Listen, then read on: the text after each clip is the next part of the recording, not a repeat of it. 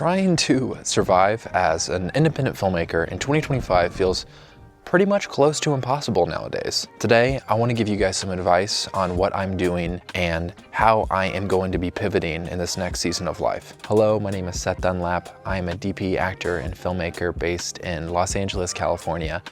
Unfortunately, this isn't California because if you haven't seen, we have been dealing with some pretty intense fires, and for the time being, I have decided to relocate outside of the city to figure out what the next steps are. So currently I'm in Arizona and I'm still trying to be diligent about making YouTube videos. So follow along these 4 chapters and wait around to the end because I got some cool stuff for you guys. And also, if you're not subscribed, please subscribe. I think it's 98% of the viewers are not subscribed, so please subscribe. It would help me continue to grow this page and further help out filmmakers like you. So thank you. Chapter 1, the history.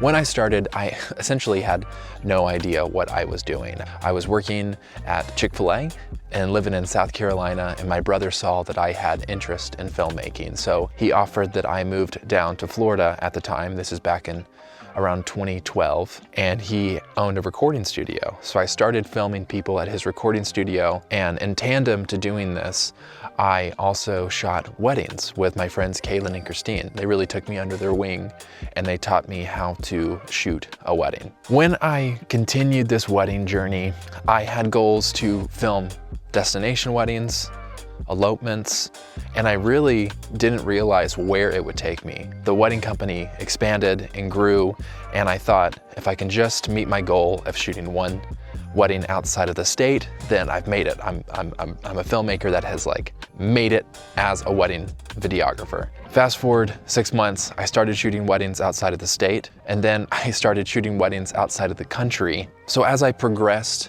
as a wedding videographer, I hit all of my goals. And I was beginning to feel unfulfilled because I knew that if I continue to shoot weddings, which there's absolutely nothing wrong with being a wedding cinematographer, I knew that I would only be able to shoot weddings. Essentially, weddings beget more weddings. And I decided from that point to move into shooting commercials and short docs.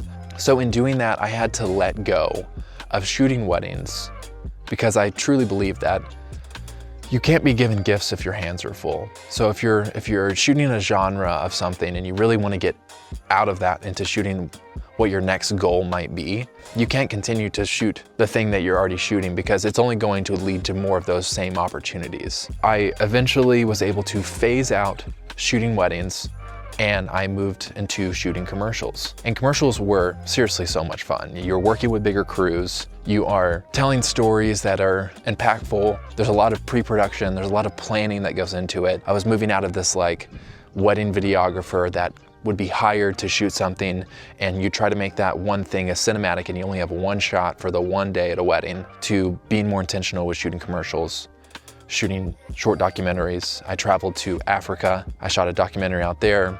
I hit on my goals again, and I started to get uncomfortable with the trajectory that my life was going because it was the same thing. I was shooting for other brands. I wasn't shooting things that were mine. I was shooting things that were for other people. And my desire was to push myself as not only an artist, but as a filmmaker. So I moved to California.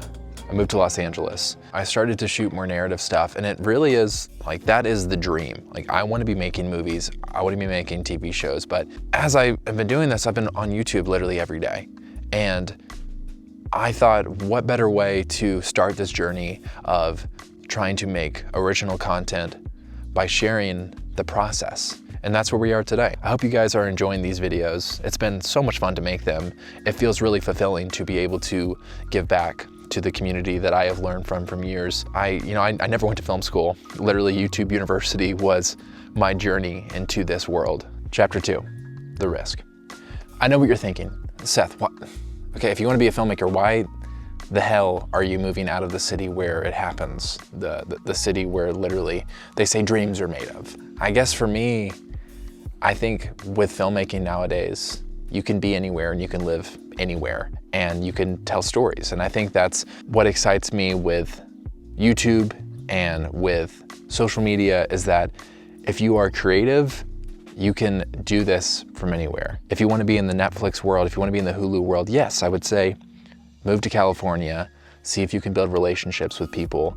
But there is nothing like making something that is completely original and you have complete ownership over it. I've heard stories of people that have met with Netflix and with Hulu and FX and all these streamers, and the common thread from people is that if you're going to collaborate with a big studio, yes, you'll get a ton of money, but you're going to be giving up a lot of creative ownership. That's just not something that I think that I want to give up. I like having full ownership of the ideas and the things that I want to make with the people that I want to make it with. I don't want to be stuck in a world where I'm going to have to appease someone that's going to give me money to make something. There's so much of a standard for studio filmmaking where it has to be millions and millions of dollars every day to make something. But nowadays, if you have a story that's impactful and something that people want to watch, then it's worth that risk of trying to do it differently. And if worse comes to worse and this totally fails and I fall flat on my face, I can always move back to California and try again. But I think there is a risk to filmmaking that you have to live within if you want to try to pursue this. I took a risk on shooting stock footage. I spent over 200 hours shooting, doing research, editing, color grading, uploading, and delivering, and now I make around $2,000 a month on average selling stock footage, which that's gonna be another video that I'm gonna talk about. But take risk because you have one life.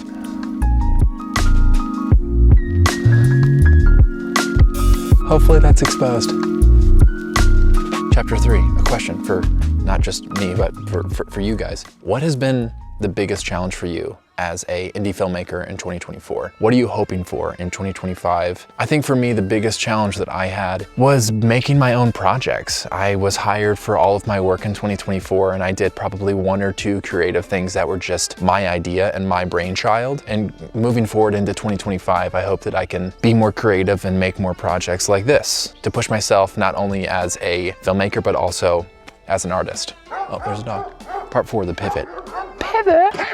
Shut up! Shut up! Shut up! If you're in a position where you are doing the same thing over and over and over again, maybe it's time to just be like, all right, I'm gonna pivot. This year, I'm not gonna shoot 24 weddings. I'm gonna shoot 12 weddings. These things take time. Whenever I was transitioning out of being a wedding videographer, it took about 2 years for me to fully not do them anymore. You have to be okay with pivoting. You have no idea what the universe is going to give you. You have no idea where the world's gonna be. Just be flexible and be pivotable. Is that a word? Pivotable? Thank you so much for watching, everyone. Every Thursday, I have a new video, so subscribe and give me a little dancing guy emoji if you stayed around to the end. See ya, bye.